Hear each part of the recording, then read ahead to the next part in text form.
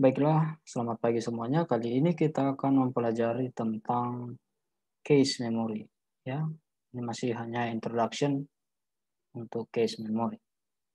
Nah, apa itu case memory? Ya, case memory adalah salah satu memori penyimpanan yang size-nya, ukurannya sangat kecil ya, namun performanya sangat cepat. Performa kinerja transfernya ke dalam prosesor itu sangat cepat dibanding dengan memori-memori lain seperti RAM atau secondary memory ya. Nah, semisal di sini kita mempunyai prosesor ya atau CPU, kemudian kita memiliki di sini main memory ya. Jadi kalau dulu itu case itu belum diterapkan ke dalam komputer kita ya. Jadi hanya masih main memory, kemudian CPU dan register-registernya. Nah, di sini main memory ini cenderung lebih lambat ya, lebih lambat untuk memberikan data kepada CPU ya. Terdapat delay antara main memory dan CPU sehingga CPU ini cenderung akan menunggu terlalu lama data yang dipanggil dari main memory. Nah, ini akan menurunkan kinerja dari komputer kita ya. Maka para desainer mendesain sedemikian rupa dan membuat sebuah case ya, yang terletak di antara main memory dan CPU. Ya. Artinya mereka mendesain case lebih dekat dengan CPU agar transfer data lebih cepat ke dalam prosesor untuk melakukan eksekusi data. Ya. Jadi dari jaraknya saja sudah berbeda ya. Dari jaraknya saja sudah berbeda.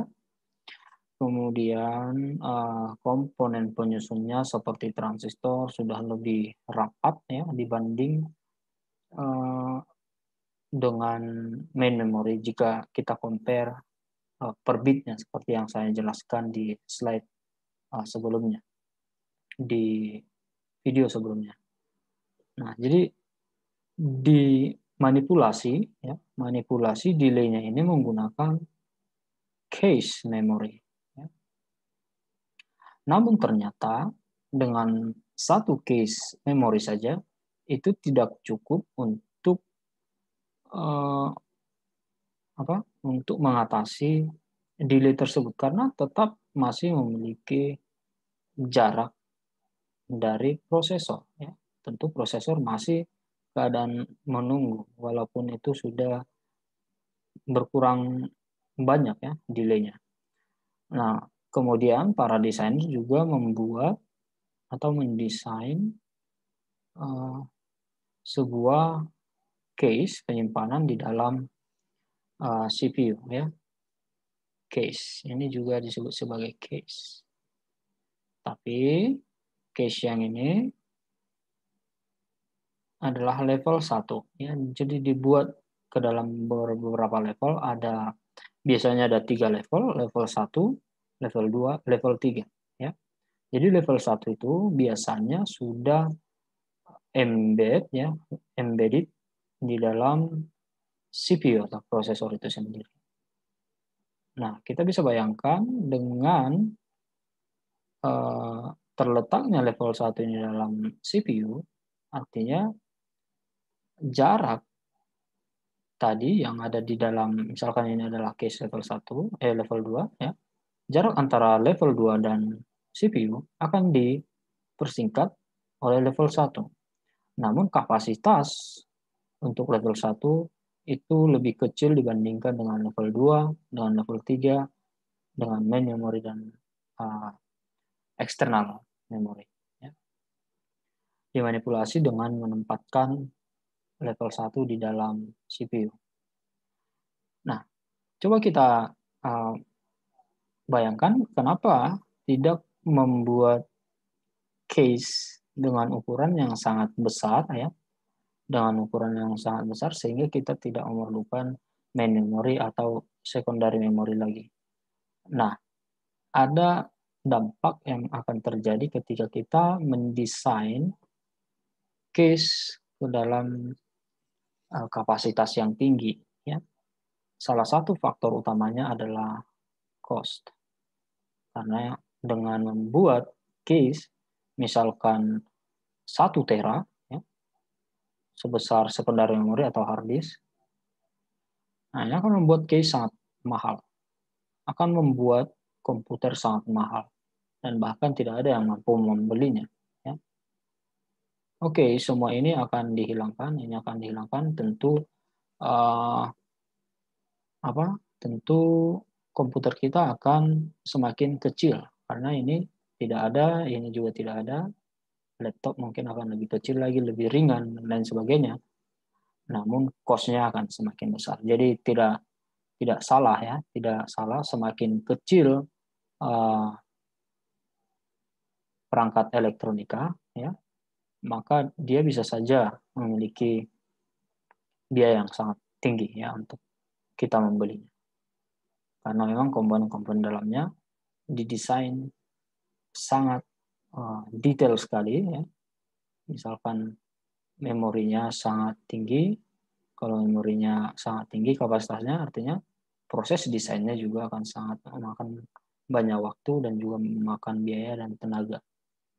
Bayangkan transistor disusun dalam bentuk ukuran nanometer ya ke dalam chip yang kecil.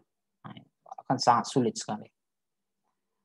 Nah, itu untuk introduction adalah case memory. Kenapa case memory itu ada? Ya, karena untuk mengatasi ini tadi delay waktu dari main memory ke CPU. Ya. Nah, kemudian kita mengetahui bahwa main memory ini dibagi ke dalam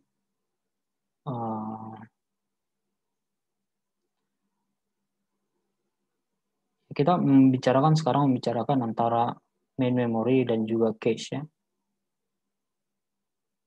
Dan juga cache karena kalau kita membicarakan secondary memory ya.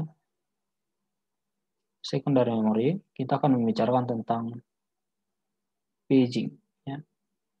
Paging ini akan nanti dipelajari dalam operating system lebih detail ya. Apa itu paging? Kemudian nanti kalian kenal yang namanya page table juga ya di dalam paging untuk menentukan alamat yang sudah dipetakan dari secondary memory ke dalam main memory. Nah, sementara untuk cache memory, kalau kita membicarakan cache memory, kita membicarakan hubungan antara CPU, cache, dan juga main memory. Ya. Kita tinggalkan dulu sejenak secondary memory, misalnya hard disk dan lain sebagainya. Ya. Kita membicarakan main memory, cache, dan CPU. Nah, kita mengetahui bahwa cache memiliki kapasitas yang jauh lebih kecil dibanding dengan main memory. Main memory sekarang ini sudah ada, ini RAM-nya, RAM. Sudah ada 16 GB, ada 8 GB, ada 4, ada 2, dan lain sebagainya. Ya.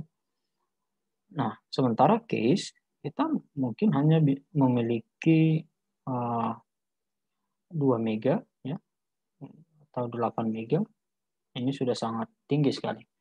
Nah, kita bandingkan yang 2 giga saja ya, ke dalam misalkan 8 mega. Nah, bagaimana cara kita untuk melakukan mapping yang 2 giga terhadap 8 mega bit case. Nah, artinya nanti kita akan mempelajari proses atau teknik mapping dari main memory ke case ya. Jadi ada nanti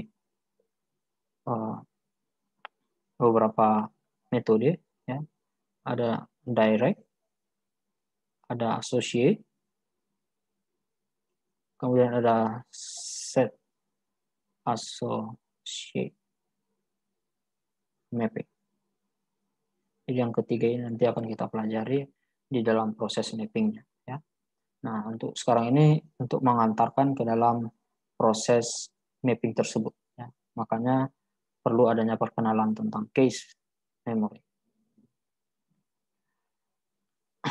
Nah, dalam proses mappingnya nanti, ya, mapping dari memori ke case memory, perlu kalian ketahui ada yang disebut sebagai locality reference. Ya. Ini juga sudah ada locality of reference, juga sudah ada di video sebelumnya, bahwasannya ini dibagi dua, ya. Ada yang sifatnya spasial atau temporal, ya, temporal. Kemudian ada spasial.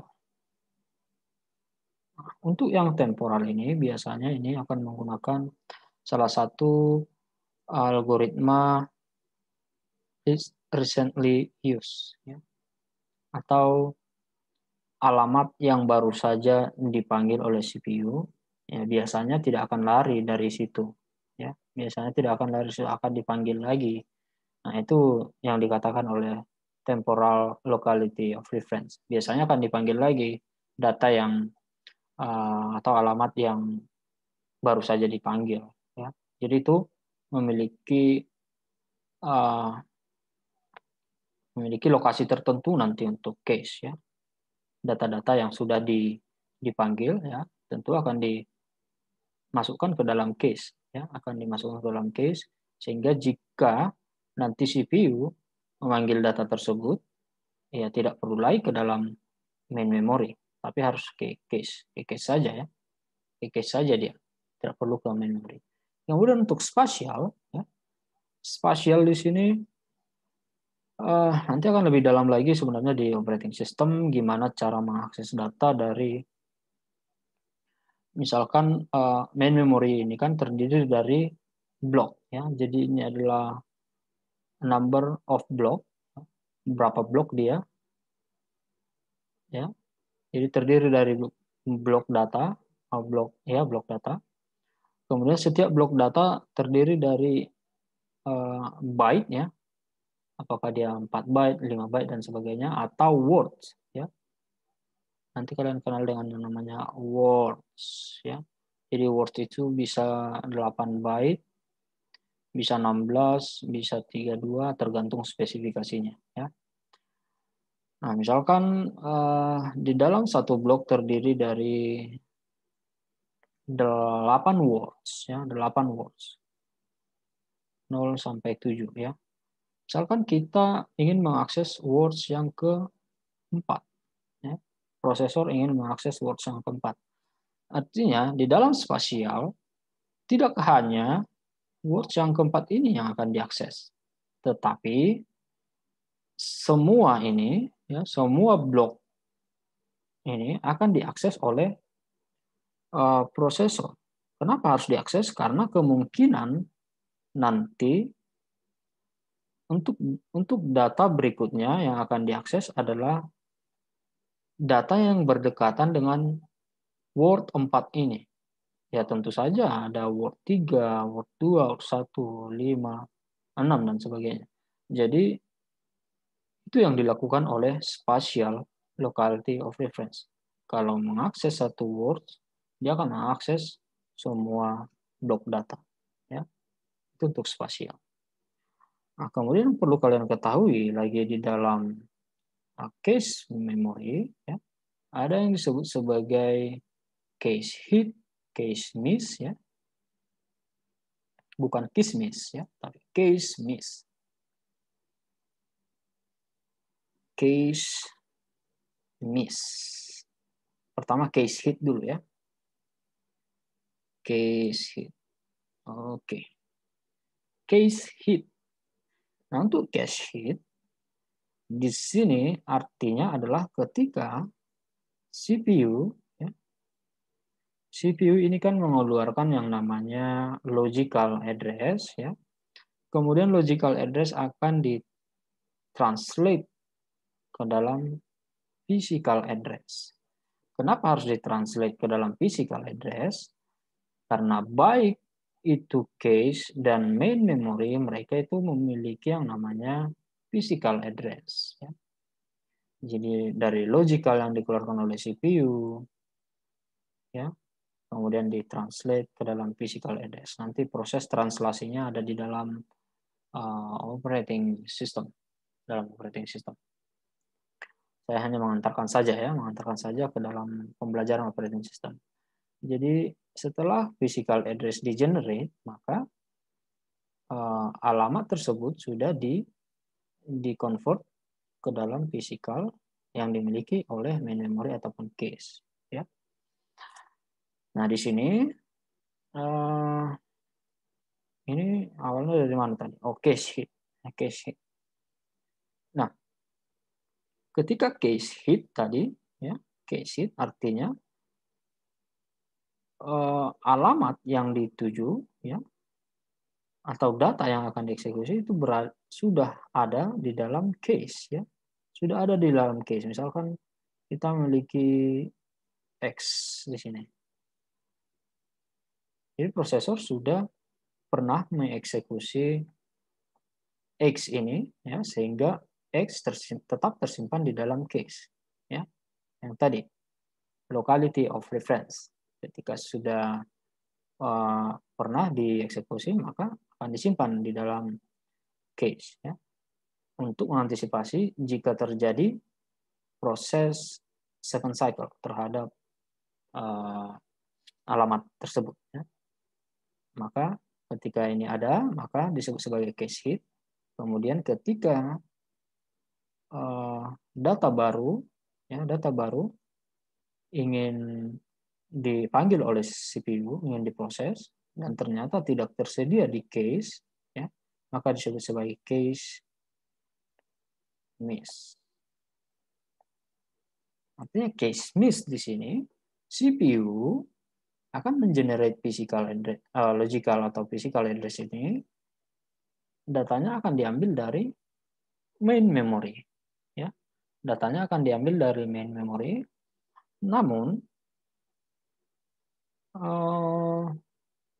data yang diambil dari main memory tidak akan dikirimkan ke dalam CPU, ya, secara langsung, tetapi akan melalui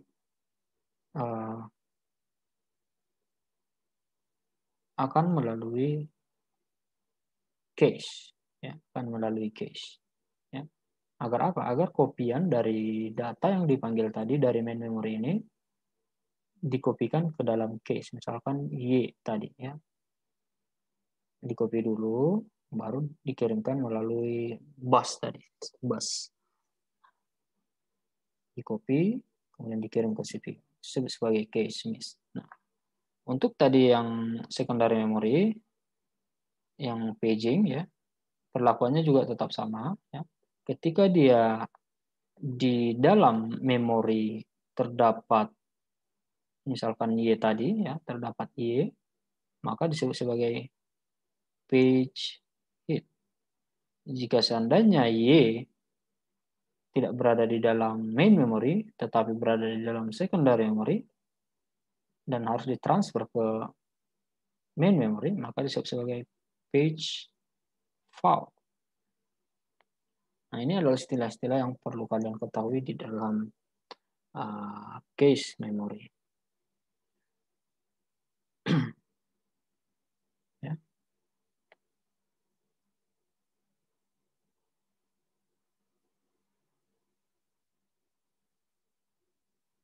Oke, kemudian selanjutnya kita akan belajar bagaimana konsep dari mapping, ya, karena tadi ini main memory memiliki kapasitas yang banyak, ya, yang cukup banyak, maka perlu adanya metode, ya, untuk memapping data-data yang dalam memori kepada case, karena case memiliki kapasitas yang kecil. Gimana metodenya nanti kita akan bahas di direct mapping, associate mapping, dan set associate mapping. Oke, sampai di sini untuk perkenalan case memory. Saya harap semua bisa memahaminya dan mempelajarinya dengan baik. Terima kasih, sampai jumpa di video berikutnya.